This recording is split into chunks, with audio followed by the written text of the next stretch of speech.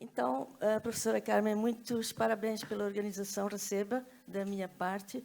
Eu sou uma pessoa que devo me apresentar como todos. Eu realmente sou graduada em Direito pela Faculdade de Direito de Coimbra e também aqui fiz o mestrado. Morei aqui 8 anos e realmente tenho um afeto muito grande, tenho família aqui e aqui volto muitas vezes, mas nunca para falar em público. Esta é a primeira vez e agradeço.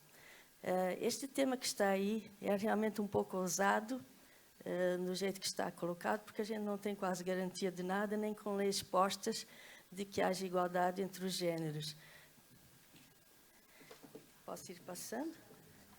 Mas, adiantando um pouco, a minha experiência profissional foi toda no Brasil. Ali eu exerci a magistratura durante 33 anos. Fui, nos últimos 6 anos dessa vida, desembargador do Tribunal de Justiça de Mato Grosso do Sul, atuando na área criminal. E, como tal, atuando em muitos casos de direitos humanos das mulheres, sobretudo, e das crianças, que são os mais vulneráveis.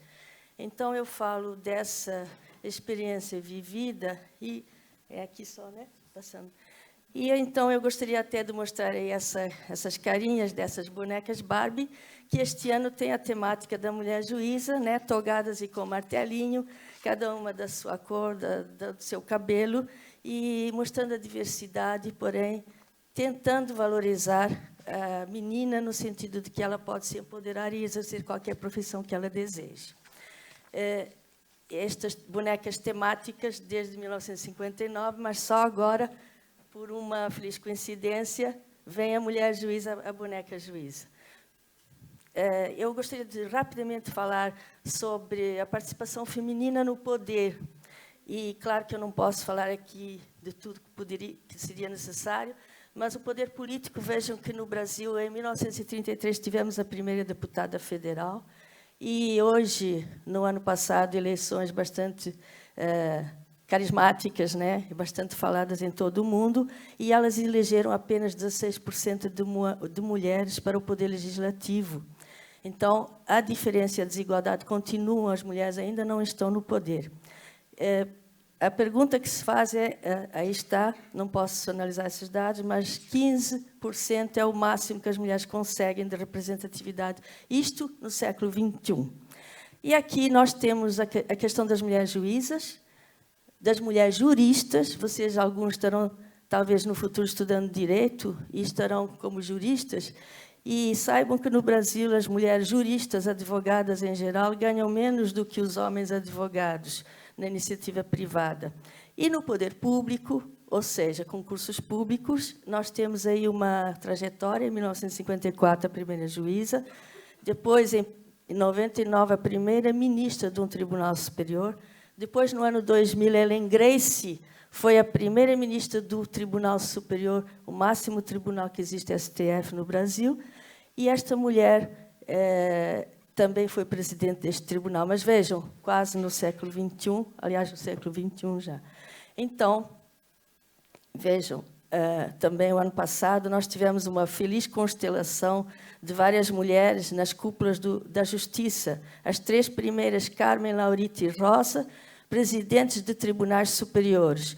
E a Raquel Dodge, Procuradora-Geral da República, e Grace Mendonça, da Advocacia Geral da União. Mas isto foi uma breve constelação de estrelas, porque isto durou até Laurita deixar o STJ.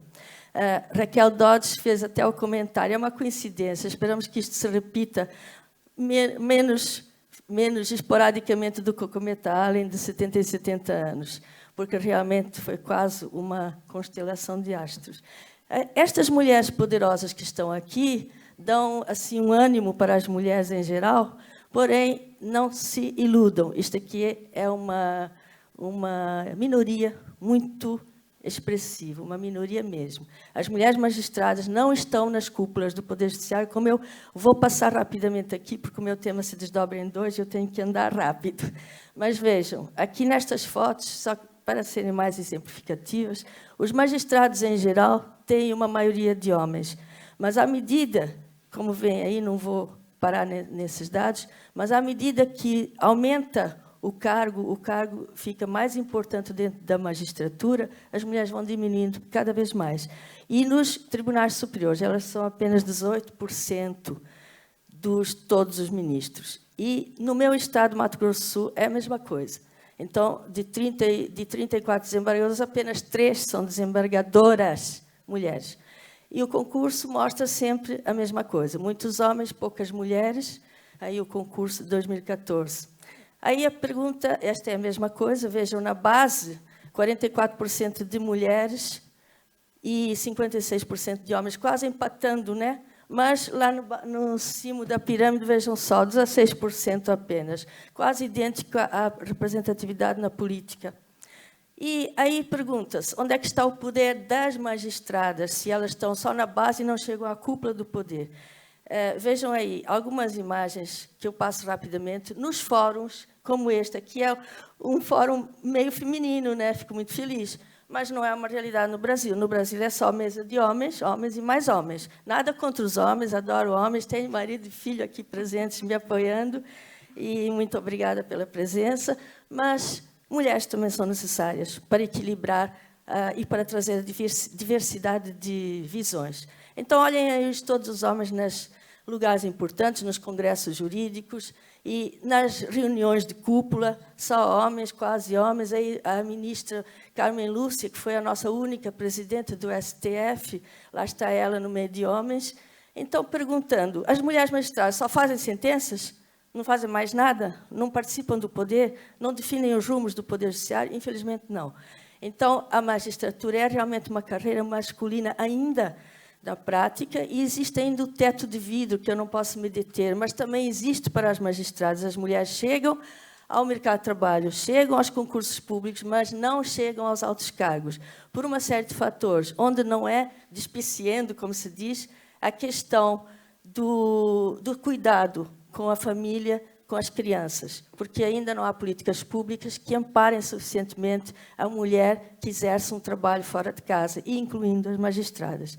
Então, que também existe uma questão cultural muito forte, onde a mulher precisa provar que tem valor, ao passo que o homem, basta ter o diploma, presume-se o seu valor. E nas mulheres, infelizmente, na prática, não é assim. Digo com muito desgosto, mas é a experiência vivida que me demonstrou. Muitas e muitas vezes, eu tive que demonstrar com ênfase e até com um certo exagero verbal, no sentido de que, não, eu tenho competência e ela está aqui. Isto não deveria ser necessário, porque, tendo em vista que para os homens não é necessário, né? Então, a feminização da subalternidade e a masculinização do comando continuam existindo. E aí eu passo a falar da representatividade do poder judiciário das mulheres. Por quê e para quê? Para que é que nós precisamos de mais mulheres no poder? Não é suficiente? Não estou dizendo que os juízes homens não sejam maravilhosos, mas as juízes mulheres também são. E por que elas não estão mais lá? Então, vejam nos editais, temos sempre a figura de um juiz. Hoje, este ano, o Tribunal de Justiça do Distrito Federal e Territórios colocou um edital aí com uma mulher, muito interessante, combinando com o ODS 5 da ONU, no sentido de empoderar as mulheres e trazer à sociedade a visão dessa profissional. Ela também deve estar na magistratura. Porém, já foi aqui falado de violência contra a mulher, e esse também é um empecilho real em desigualdade de gênero. Vocês todos conhecem essas estatísticas tristes de feminicídio, de homicídio contra mulheres, de violência em geral, e realmente também isso atrapalha a vida das mulheres, porque quem sofre violência não consegue desempenhar um trabalho digno e tranquilo na sociedade. Nós temos até lá o violentômetro, né, a evolução da atitude agressiva masculina contra mulheres, e isto não posso me parar nisto, porque tenho mais a dizer. E é o seguinte, o que eu tenho a dizer, que pesquisas mostram uma jurisprudência patriarcal muito forte no Brasil e até em outros países. Então, ainda a mulher, eu coloco aí à esquerda os pesquisadores e à direita o objeto da pesquisa deles, ainda a mulher é vista, às vezes, com preconceito e como estereótipo. Então, por exemplo, vítima de estupro, muitas vezes vira ré, porque estava com a saia curta, porque foi para a balada, porque deu um sorriso para o homem, porque provocou, porque permitiu, porque foi junto. O fato de ir junto para uma balada não quer dizer que consente numa prática sexual, mas para o homem isso ainda está meio nebuloso, essa distinção, né? Infelizmente. Ou está meio nebuloso, ou eles se aproveitam, alguns deles, de uma certa dubiedade e de uma certa tolerância social com relação a isso. Então, na hora de julgar, a vítima muitas vezes vira ré, porque não era aquela mulher que correspondia àquele modelo de Maria, casta, dentro do espaço doméstico, e, porém, ela é vista como a Eva, tentadora, e como tal impossível de o homem resistir a qualquer sugestão, a qualquer feminilidade. Então, isto ainda se nota nas decisões judiciais, como está aí citado, e também a questão da supermulher. Por que a mulher precisa pedir alimentos para o filho, mas não lembra que não é para ela que ela pede, é para o filho. Mas, porém, se ela trabalha, o homem já tem o juiz homem e alguma juíza mulher, porém, poderá pensar que talvez ela não precisasse pedir a pensão. Isso é uma questão de julgamento com estereótipos. Então, aqui a pergunta é, por que não é ainda cumprida a perspectiva de género no julgamento dos processos? O que é julgar com perspectiva de género? É julgar afastando preconceitos, afastando o papel social esperado de homem e de mulher, aquele papel tradicional, homem no espaço público e mulher no espaço privado de cuidadora. Então, não é esse papel que deve ser julgado, não é a mulher em si e o homem em si que devem ser julgados, mas sim as suas condutas que influenciam o direito, sobretudo o direito penal. Vejo muito na ótica do direito penal, que é o mais pungente. E pergunto, se o homem juiz e se a mulher juíza têm perspectiva de género, verificam estar desvestidos de preconceitos de género? Qual é o nosso lugar de fala? Eu digo o seguinte, somos mulheres brancas, profissionais do direito, com família, com cidadania, com saberes, com poderes. Será que nós podemos entender o que é chamado vozes subalternas da sociedade, as vozes das mulheres comuns, as vozes das mulheres mais vulneráveis, aquelas que foi falado aqui, eventualmente até imigrantes, pessoas afastadas do mercado de trabalho, pessoas em extrema pobreza? Será que nós, na elite, porque somos da elite, temos que reconhecer isso, será que a gente consegue alcançar e julgar corretamente essas mulheres? E também pergunto, se a mulher magistrada necessariamente julga assim, será que nós também não somos presas de cultura machista e patriarcal? Com certeza que nós recebemos um pouco disso na sociedade e, como tal, podemos estar influenciados por isso.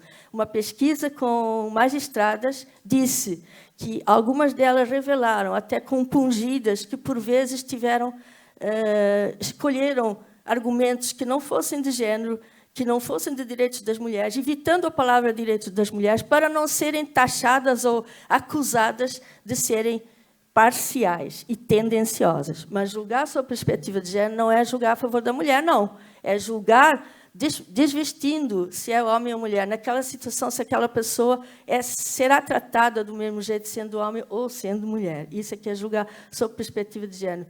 E, então, em inúmeros casos que eu não posso falar aqui, como seria julgar sobre gênero, já acabou meu tempo, né? Então, vamos terminar mesmo.